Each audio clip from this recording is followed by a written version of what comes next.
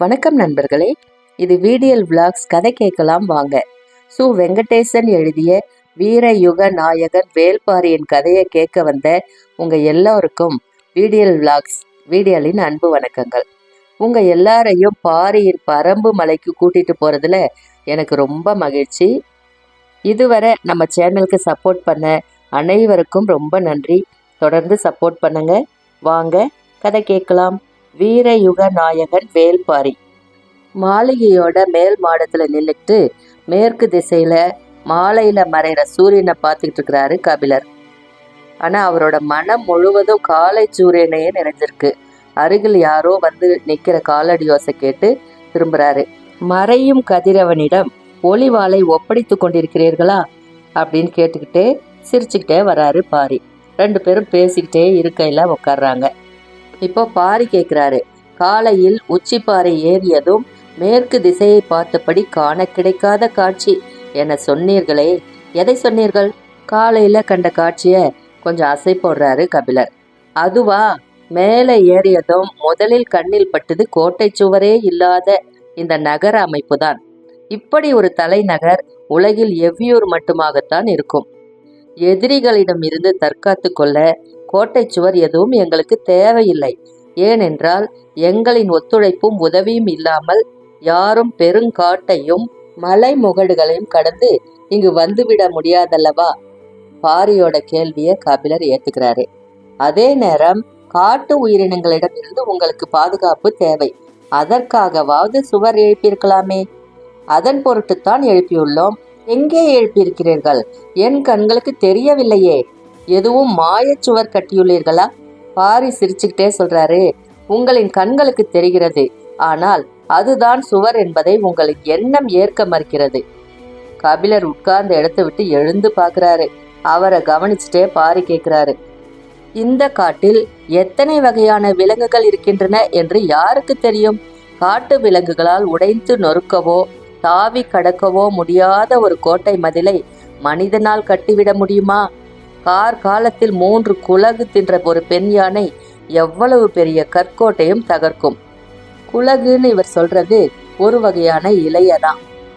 அதிங்கத்தை தின்ற ஆண் யானை கூட்டம் உள்நுழைந்தால் பெரும் மலையும் கிடுகிடுக்கும். மரமேறி உயிரினங்களால் தாவி கடக்க முடியாத தடுப்பு சுவரை எழுப்ப முடியுமா? இந்த மலைத்தொடர் வட திசையிலும் தென் திசையிலும் எவ்வளவு தொலைவு நீண்டு கிடக்கிறதோ யார் அறிவார்? இடையில் ஒரு சிறு பகுதியில் பரம்பு நாடு இருக்கின்றது. இங்க இவர் அதிங்கம் அப்படின்னு சொல்றது அதிமதுரத்தை தான். எண்ணிக்கையில் அடங்காத விலங்கு கூட்டங்கள் நாள்தோறும் இடமும் வளமுமாக எங்களை கடக்கின்றன. இவற்றிடமிருந்து பாதுகாக்க எத்தனையோ முறைகளை கையாண்ட எம் முன்னோர்கள் இறுதியாக இந்த நாகப்பச்சை வேலியை பெருங்கோட்டையாக எழுப்பினர். கபிலர் சுற்றும் முற்றும் பார்க்கிறாரு. எவ்வியூரோட கடைசி வீடுகளும் தெருக்களும் முடிவடைந்து ஒரு சிறு தொலைவில் இருந்து காடு ஆரம்பமாகுது. இதுல வேலியோ சுவரோ எங்க இருக்கு அப்படின்னு யோசிச்சுட்டே நிக்கிறாரு. இப்போ பாரி பேசுறாரு, ஊரின் எல்லை முடிவடைந்ததும் காடு தொடங்குகிறது. இடையில் வேலி எங்கே இருக்கிறது என்று நினைக்கிறீர்களா? நீங்கள் பார்க்கும் அந்த காட்டின் தொடக்கம் இயற்கையானது அன்று. அந்த தாவரங்கள் தாமாக முளைத்தவை அல்ல. நாங்கள் அறிந்த இந்த பெரும் உலகெங்கிலும் இருந்து கொண்டு வந்து இங்கு முளைக்க வைத்தவை. கபிலர் பாரிய கூர்ந்து பார்த்துட்டே இருக்கிறாரு. காட்டில் உள்ள ஒவ்வொரு உயிரும் தின்னக்கூடிய தாவரங்களும் உண்டு, தின்னக்கூடாத தாவரங்களும் உண்டு. நுகரக்கூடியதும் நுகரக்கூடாததுமான பச்சிலைகள் உண்டு. பற்றக்கூடியதும் பற்றக்கூடாததுமான செடி கொடிகள் உண்டு. நாங்கள் காட்டு உயிரினங்கள் நுகரவும் நெருங்கவும் பற்றவும் முடியாத தாவரங்களை கொண்டு ஒரு பெரும் வேலி அமைத்துள்ளோம். தலைமுறை தலைமுறையாக எங்கள் தாவர அறிவின் சேகரம் இந்த நாகப்பச்சை வேலிதான். இவ்வளவு எளிதான வார்த்தைகளால் எவ்வளவு பெரிய செய்தியை சொல்லிட்டு இருக்கிறான் பாரி. நம்பவே முடியல அப்படின்னு கபிலர் யோசிக்கிறாரு. இதை எப்படி மனிதனால் செய்ய முடிந்தது? இதை செய்ய முடிந்ததால் தான் நாங்கள் இங்கு வாழ்கிறோம். காற்று கூட உள்நுழைய முடியாத இந்த கானகத்தில் ஓரிரு வீரர்கள் காவல் காக்க நாள்தோறும் தூங்கி உயிரோடு எழுகிறோம். எங்கள் குழந்தைகள் மறுநாள் காலை சிரித்து கொண்டு விளையாடுகின்றனர். எங்கள் இளைஞர்களின் இதழ்களின் மொத்தத்தின் ஈரம் ஊறிக்கொண்டே இருக்கிறது. இது எப்படி? வெறிமணம் கொண்ட செடி கொடி மரங்களால் சூழ்ந்து கிடக்கிறது இந்த வேலியின் வெளிப்புறம். நடுப்பகுதியோ புற வைரமும் அகவைரமும் பாய்ந்தோடும் மரங்கள் ஒன்றை ஒன்று பின்னி கிடப்பதைப் போல நன்கு திட்டமிட்டு வளர்க்கப்பட்டுள்ளது. வெளிநஞ்சு மற்றும் உள்நஞ்சு தாவரங்களால் தழைத்து கிடக்கிறது இதன் முதல் பகுதி. இந்த 3 பகுதிகளின் இடைவெளிகளிலும் நஞ்சேறிய அலறி வேர் கொண்டு சுருக்கு வலை பின்னப்பட்டுள்ளது. ஒன்றின் மேல் ஒன்றாக வைத்து பின்னி பிணைத்து உருவாக்கப்படும் பிணையல் மாலையைப் போல தாவர பச்சிலைகளோட பிணைந்து கட்டி கிடக்கும். இதன் கணுக்கள் தோறும் வேர்களை உண்டாக்கி அந்த பச்சிலை செடிகள் தழைத்தபடி இருக்கும்.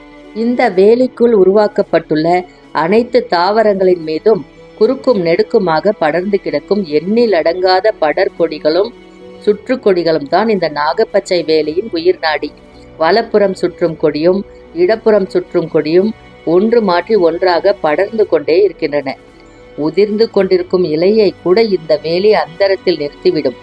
விலங்கின் நாசியை வெகு தொலைவிலேயே இந்த வெறிமனம் தாக்கும். அதையும் கடந்து உள்நுழையும் உயிரினம் விஷமுள்ளாலோ நச்சு கணுக்களாலோ நாவில் படும் பச்சிலையாலோ சற்றே மயங்கி அமரும்.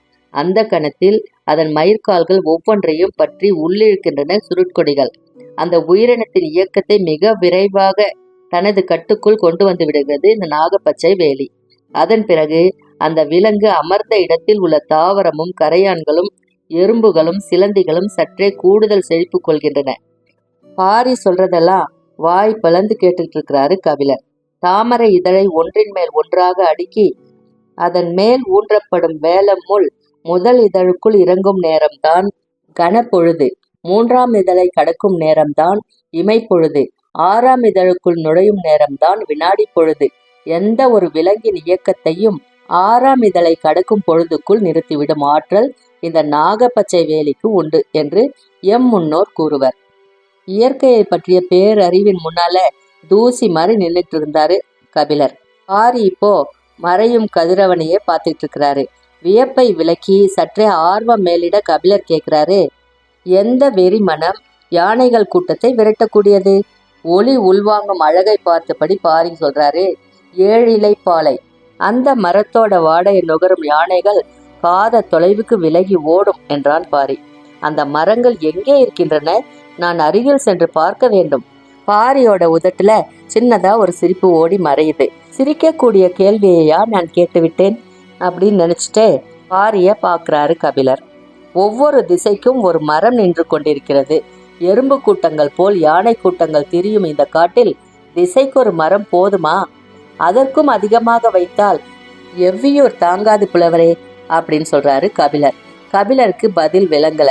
பாரி சொல்றா, அந்த மரத்தால் வேறு தொல்லைகள் இருக்கின்றன. மத யானை 7 இலை பாலையின் வாசனையை நுகர்ந்து விட்டால் பெரி கொண்டு வந்து அந்த மரத்தை அடியோடு பிடுங்கி எரிந்து நாசம் செய்துவிடும். எப்படி அதை எதிர்கொள்வீர்கள்? மத யானையை எதிர்கொள்வது எளிது. அதை விட சிக்கலான பிரச்சனை உண்டு.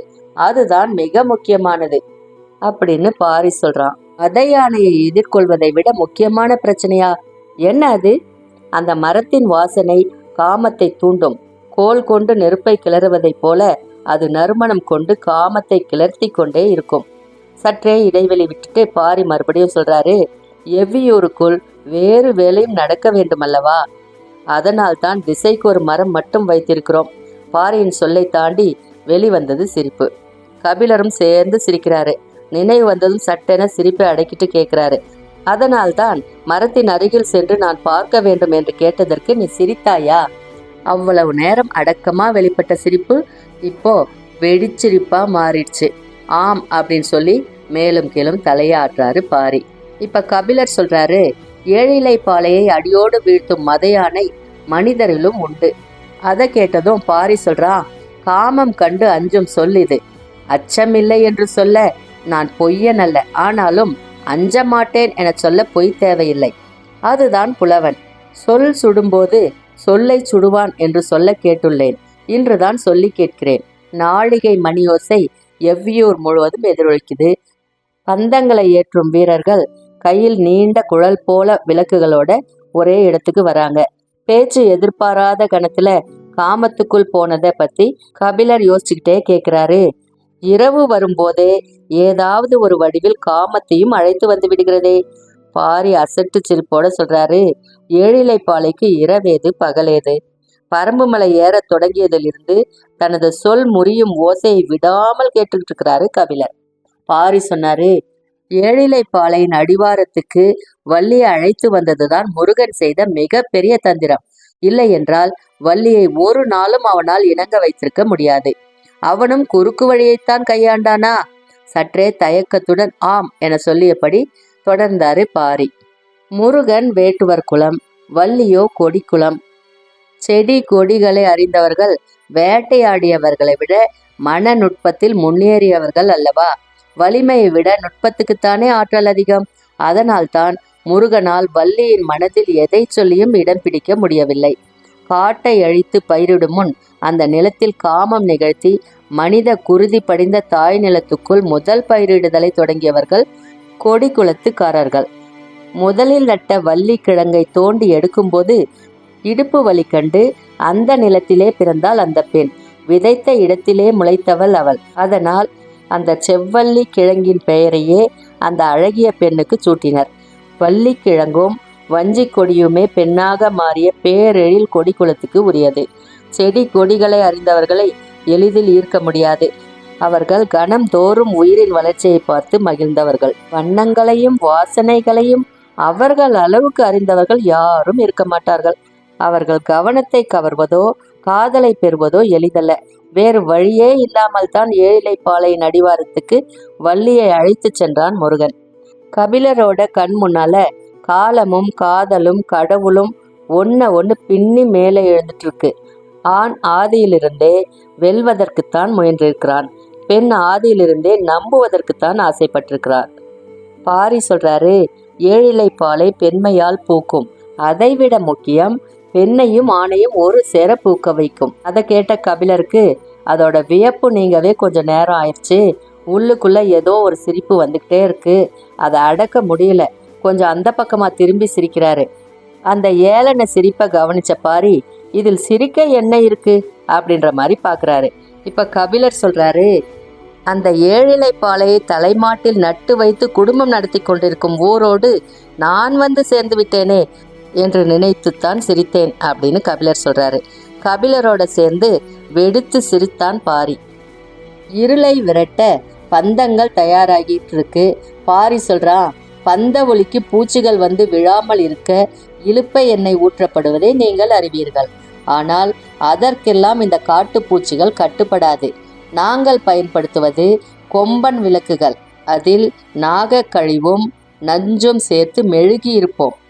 பந்தம் எரிவது திரியிலிருந்து மட்டுமல்ல, திரியோடு சேர்ந்து விளக்கின் விளிம்பும் கருகியபடி தீந்து எரியும். அந்த வாசனை ஊடர்த்து பூச்சிகளால் உள்நுழைய முடியாது. ஒரு வகையில் இதை ஒளிவலை என சொல்லலாம். ஒவ்வொரு பருவ காலத்துக்கும் மாறுபடும் பூச்சி இனங்களுக்கு ஏற்ப கொம்பனில் தேய்க்கும் பசையும் மாறும், எண்ணெயின் சேர்மானமும் மாறும். அப்போதுதான் அவற்றை கட்டுப்படுத்த முடியும். கபிலர் பந்தம் ஏற்ற போகும் காவலர்களை பார்த்துக்கிட்டு இருக்கிறாரு. ஒரு பெரும் தாழ்வாரத்தின் அடியில அவங்க எல்லாரும் உட்கார்றாங்க.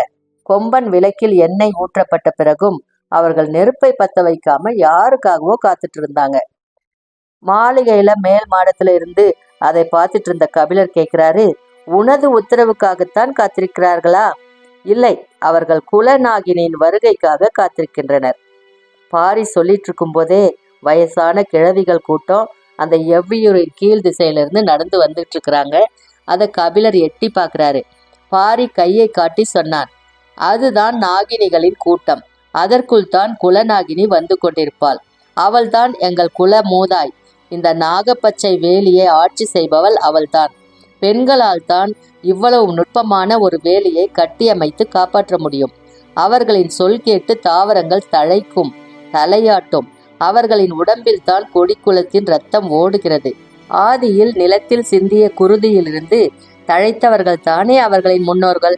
ஒரே நேரத்தில் மண்ணுக்குள் வேர்விடவும் மேல் நோக்கி முளைவிடவும் தாவரங்களால் முடிவதைப் போல இவர்களாலும் முடியும்.